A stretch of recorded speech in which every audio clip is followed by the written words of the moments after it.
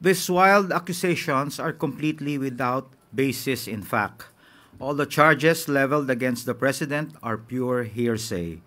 Let us not forget President Marcos Jr. himself exposed all these flood control anomalies and has taken numerous steps since to ensure that the guilty are brought to justice, the stolen wealth recovered, and the system is fixed to avoid any of this from happening again. Sa loob lamang ng 3 buwan matapos ibunyag ni Pangulong Ferdinand R. Marcos Jr. ang mga irregularidad sa mga maanumalyang flood control projects ng bansa, marami na ang mga lumutang na personalidad at ang kanilang mga di umanong kinalaman dito. Kabilang narito ang dating kongresistang si Zaldico. Ang pagkakasangkot ng pangalan ni Zaldico ay bunga ng mga ebidensya, mga testimonya, at mga di umanong pagpapayaman niya na makikita sa mga ari-ariang naipundar nila. Dahil lumiliit na ang mundo ni Zaldico, kailangan niyang umiwas at iiwas ang sarili at mag-name drop kahit walang katibayan at laway lang ang puhunan.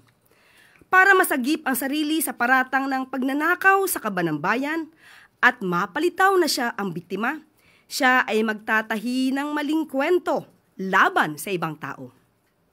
Magtuturo ng iba, puwera ang sarili niya, kahit na ang ari-arian niya at ng kanyang pamilya ay nagsusumigaw ng ebidensya laban sa kanya.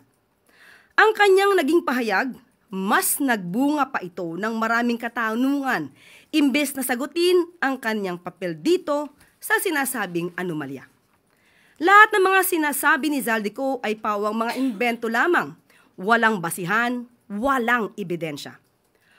Umuwi muna siya sa Pilipinas at sumpaan ang kanyang mga sinabi at harapin ang mga demanda o kaso laban sa kanya.